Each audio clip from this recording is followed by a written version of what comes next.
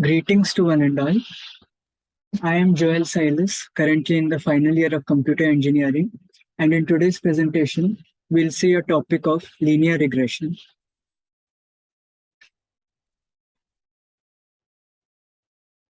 So in supervised machine learning algorithms, we have a particular set of categories such as linear regression, logistic regression, decision trees, random forest, naive Bayes, and so on.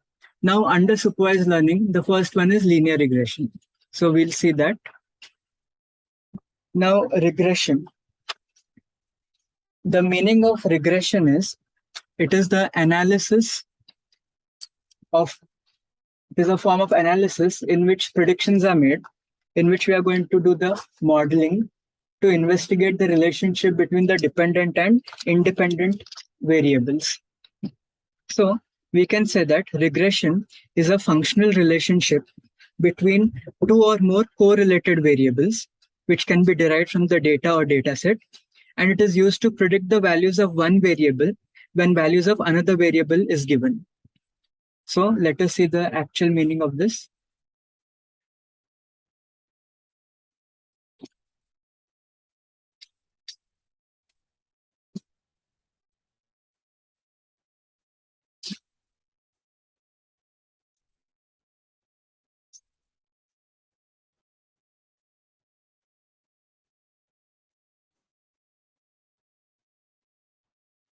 So suppose we have two variables x and y.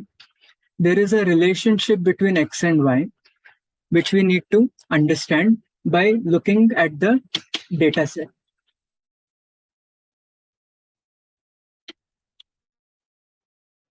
So suppose we have the value of x, we should be able to determine the value of y. In such a case, we can say that x is an independent variable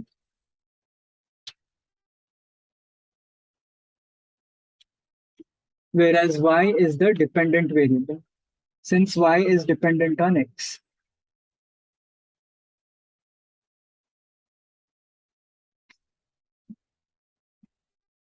So there is a kind of correlation between x and y.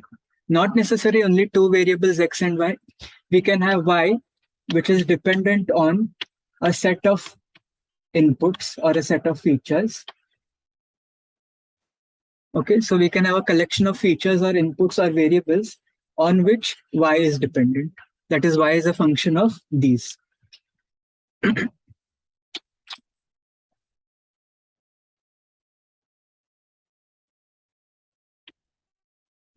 So there are three main reasons why regression analysis is needed. One is to determine the strength of the predictors.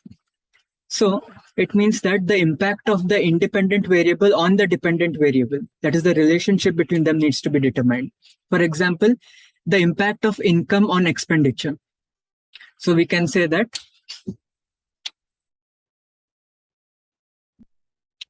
expenditure is dependent on income. That is, expenditure is a function of income. Or we can say that age and salary. That means maybe based on the age, the salary is determined. So such relations can be found out. The second reason is to forecast the effect. That means with how much increase in income will I get an increase in sales? For example, my income is dependent on the amount of sales that I do. So for some increase in sales, some particular increase, how much will my income increase? Or for a particular decrease in sales, how much will my income decrease? So what is the relationship between them? And by how much? What is the degree? That can be determined. And the next is for trend forecasting. That means prediction of output for given input. That means you have just given a value of sales. How much sales you have done, that is given. So you need to predict that for this particular given sales, what is the income? Prediction of the independent variable, prediction of the dependent variable based on the given independent variable. Okay, this can be done. Another example can be, you are given the number of hours of study And based on this, you need to determine what will be the score of the student. So these are some use cases. Now, always remember that the independent variable is plotted on the x-axis and the dependent variable is plotted along the y-axis. So here, if we consider that number of hours of study is the independent variable, then what will be the dependent variable? The score of the student in the exam.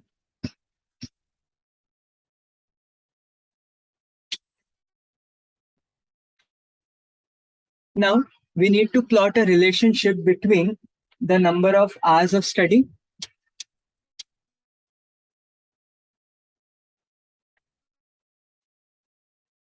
and the score of the student. So, suppose hours of study is this much, and the score is this much.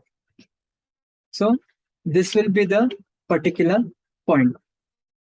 For this particular hours of study, this is the score. Then, this is the particular point. So, we need to get certain such points on our graph, and then we can connect them in a particular fashion so that we can determine that what is the regression line, or this is also called as best fit line.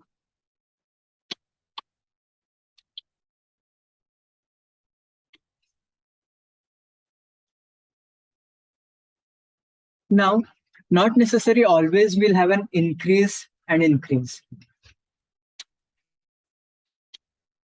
For example,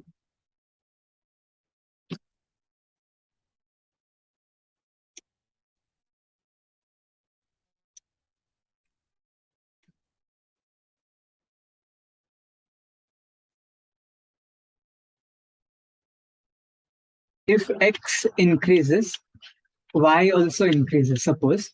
In such a case, we'll have positive slope or an increasing kind of graph. But suppose as x increases for greater values of x, if the values of y are decreasing, then we'll get such points. In such a case, the slope is said to be negative. The slope of this line, slope m, is said to be negative. So here the relation was as x increases, y decreases. That means x and y are inversely proportional.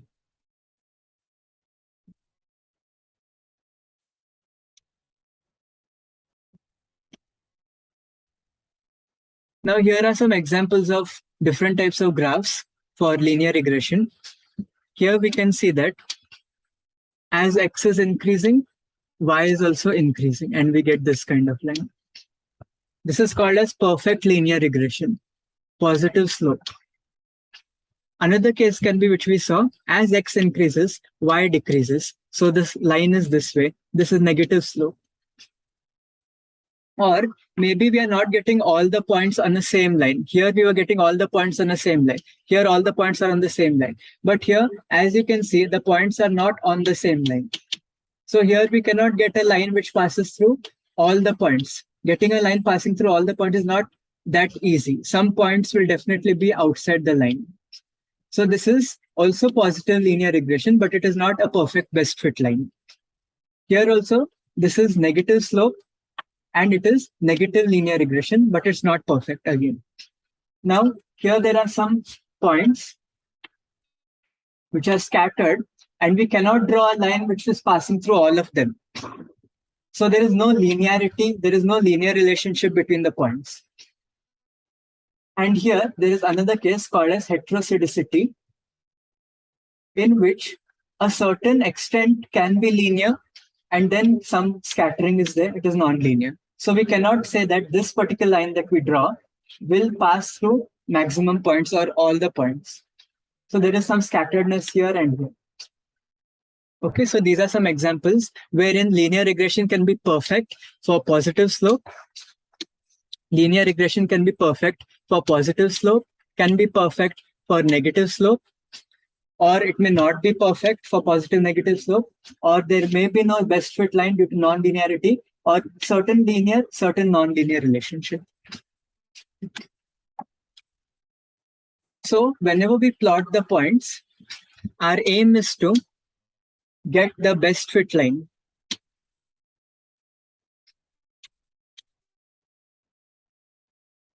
Once we are able to plot this line, based on this line, we can determine new values. Now let us recall what we have seen in our previous lectures. We know that this is a supervised machine learning algorithm in which we have input-output pairs, which are the training examples. These are the training examples. Based on these examples, the algorithm will get trained. It will develop the mapping function, and it will plot this line. So all these points that you can see, suppose these are all the training examples. We have plotted the line. Now what will happen is, for any new input, for example, this is the input, what is the output has to be determined. So based on this line that we have plotted, if this is the input, we can understand that this will be the output. Or if this is the input, we can understand that this will be the output.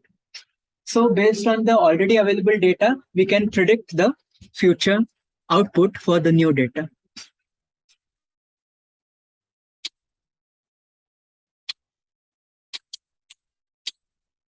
Now, suppose we have a particular input value x over here. We have a particular input value x over here, but we have predicted that the output for this x is this line, is this value of y, suppose. This is y dash. This is the predicted output. But in reality, if we check, the actual value of y is this one. This is actual. So definitely there is a difference between the actual value and the predicted value, which are not equal. Means what? This was our best fit line, which we had predicted. And based on this line itself, we have determined this as the value of y. But actually the value of y is lying over here. So the difference between the actual and the predicted, values of y is called as error, or it can be called as residue. Error or residue. Okay, so this error that we have got, or this residue, must definitely be minimized so that we get higher accuracy. So again, we can say that if the error is less, our accuracy is more. Okay, this is how we can determine.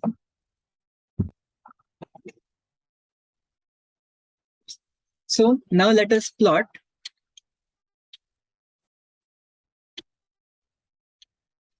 certain points. These are our training examples. And based on this, we plot our line. After plotting the line, we again have to predict the value for new input. This is the actual, this is the predicted. This is the error for this particular discrepancy. This is the predicted, and this is the actual. And this is the error between these two. Similarly, this is our predicted, and this is our actual. Again, this is an error for these 2 points. Again, this is the error, this is the error, this is the error, and so on. So we have, for different data points, we can say this is the error. Or maybe while training itself, these are our training examples. Maybe these are our training examples, and we have been able to plot a line which does not pass through all points, but through most of the points. So according to us, whatever points are lying on the line are the predicted values. Do you agree with me? All the points which are lying on the line are the predicted values. and these are all the actual values. Okay, so the difference between actual and prediction is again the error, okay, which has to be minimized. Now, mathematically and manually, how will we solve such a problem? For example, you can consider this as your training data set.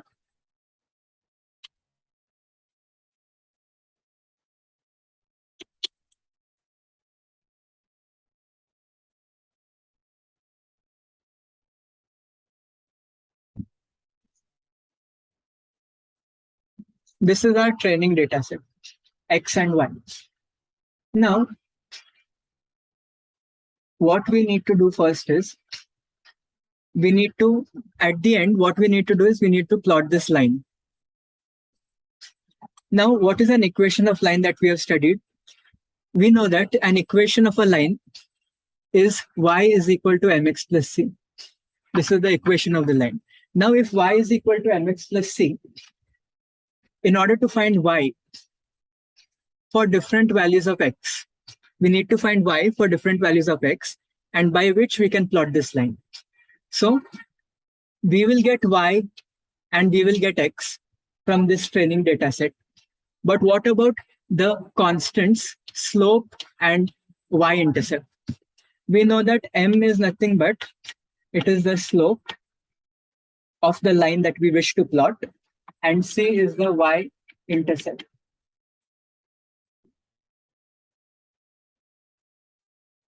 Now, how to find the slope and the y-intercept? The formula to find slope is this one. So here we can see x minus x bar, y minus y bar upon x minus x bar the whole square.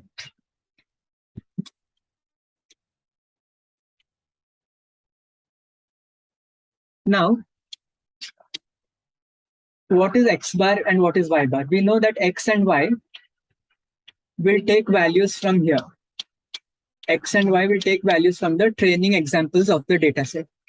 Now, in order to find x bar and y bar, which are the means of all the x values and the means of all the y values respectively. So the formula to find x bar is what?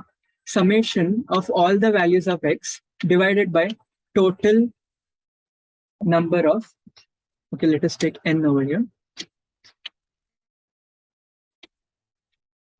upon total number of x values, or you can say total number of training examples. This is the formula to find x bar, or you can say mean of x. Similarly, what will be the formula to find the mean of y? It will be y bar is equal to summation of all the y values divided by total number of y values. This is the formula to find y bar. Okay, so x bar and y bar will be found. Suppose we find x bar to check the formula.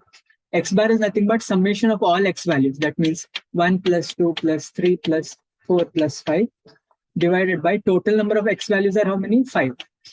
This comes out to be 15 divided by 5, which is 3. So x bar, that is x mean, is 3. So we know the value of x bar. Similarly, we can find out y bar, which is summation of all y values divided by total number of y values, which will come out to be 3.6. Now we'll substitute the value of x bar and y bar over here and here. And each time we'll take one value of x and y. For example, for this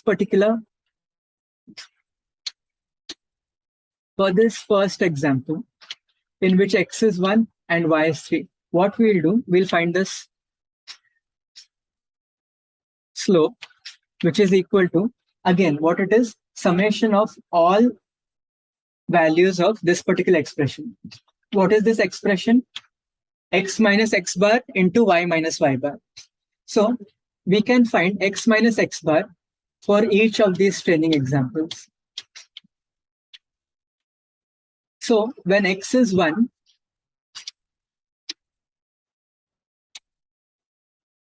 and y is 3,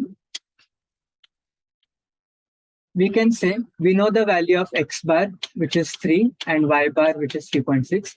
So when we do x minus x bar, what will it be? It will be x minus x bar, 1 minus 3 minus 2. Then again, for this particular x and this particular x bar, x minus x bar will be nothing but 2 minus 3, that is minus 1. Then x is 3, x bar is 3, that is x minus x bar, which is 0. Similarly, we can find x minus x bar. Similarly, you can find y minus y bar for each of the values of y. And then square this column. Square of x minus x bar will be what? Minus 2 ka square, minus 1 square, 0 square, 1 square, 2 square. Then what you'll do? You can find out x minus x bar into y minus y bar. That means you will have to multiply these two columns. Then you will get this particular column. Okay. Now, what do you have? You have, this is the numerator and this is the denominator. Okay. Now we have converted this expression into numerator upon denominator. And what you have to do is, the numerator is actually what? The summation of all these values. Why? Because we have found out x minus x bar into y minus y bar for all of the xy pairs. Now we have to take their summation as indicated by the formula. So take the summation of this column, and denominator, again we have to take the summation of the denominator. Summation of a upon b can be splitted up as summation of a upon summation of b. Okay. So now we are going to do the summation of this column and this column. When we do the summation of this column and this column, we'll get the values 10 and 4 respectively. Now 10 is what? Summation of this value, which is nothing but our denominator. And this is our numerator, summation of numerator, that is, this is our numerator. So numerator upon denominator is nothing but 4 by 10, which is 0.4. And what is 0.4? The slope of this line. So we'll substitute m over here as 0.4 multiplied by x. Now this x, what we are taking, instead of taking any one particular x or and any one particular y, what we are doing is we are taking x as the mean. You can take any one x and any one y, same pair also, but for simplicity or uniformity, we are taking x mean and y mean as the pair. So substitute x mean here and y mean over here. After substituting x mean and y mean over there, and after substituting the slope that we have just now found, what we'll get? The unknown, which is the value of c, that is y-intercept. We'll find out c. Now on substituting these particular values, we have found out the unknown c, which comes out to be 2.4. So this is what is the benefit of training data set. So we have found out the value of c. Now what we'll do is, we'll write the formula like this. Y is equal to mx plus c. Now we know the value of c, we know the value of m. Now for new input-output pairs, we will be able to find out the value of we'll be able to predict the output.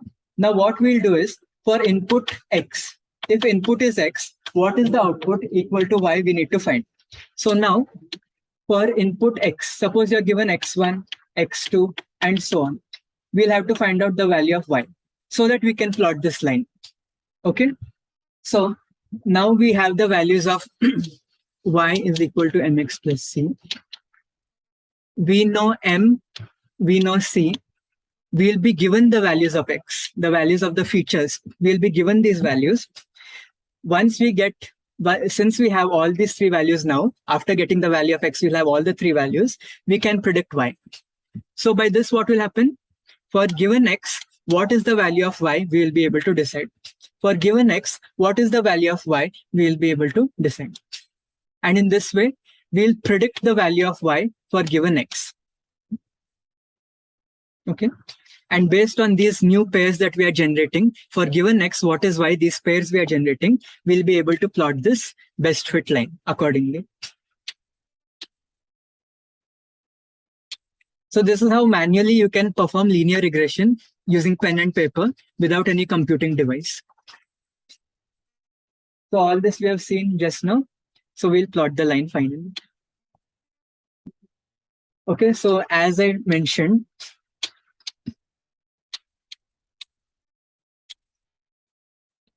we have found out the values of m. These are what? M.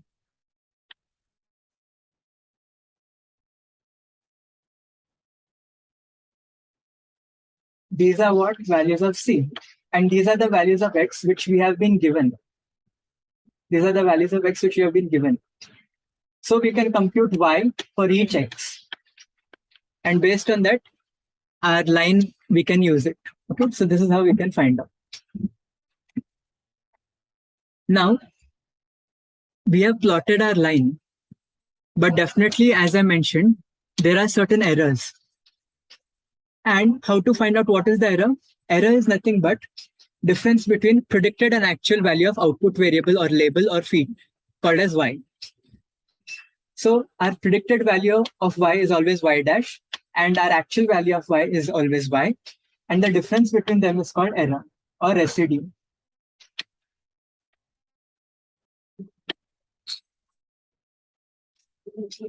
So these are our errors which we need to minimize. So this is how linear regression will perform. And when can we say that we have found the best fit line is when these errors are minimum. So our best fit line is based on the fact that minimum errors we need to find. We need to obtain on plotting the best fit line. So how this algorithm will actually work when you run it on a computing device like your machine, laptop, or the personal computer is, it will try different values of slope m for different values of slope and for y-intercept. We'll find out for different iterations. Means we'll take one particular value of slope and one particular value of y-intercept. Here y-intercept is displayed as b. Or based on the plotting that we have done, based on our training example, we'll be able to find out these values. And we'll try different pairs of slope and y-intercept for our predictions. For our predictions, we will try out different values of slope and y-intercept, and we'll keep plotting the line like this. Next, we'll try another line. Again, we'll try another line. So in this way, we'll keep on trying for different iterations. And once we get the most eligible line, we will stop. So in this particular case, we have found at the 64th iteration, maybe this is the best fit line. Okay, so iteratively, the computer will find. And when will it stop? It will stop when the error is minimum or the residue is minimum.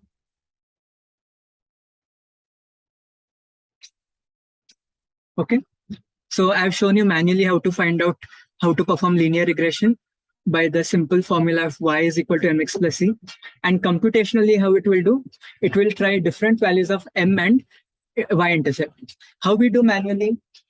We'll consider x and y training examples. Based on this, we'll find x mean and y mean.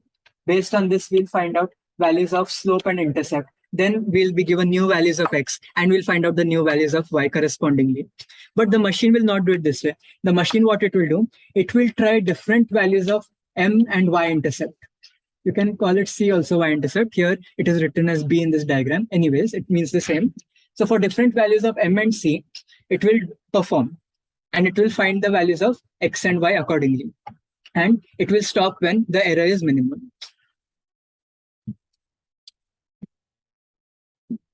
Now, to talk more about the minimum error, this error that is called is the error that we are going to find will be utilized in a method called as R-square method.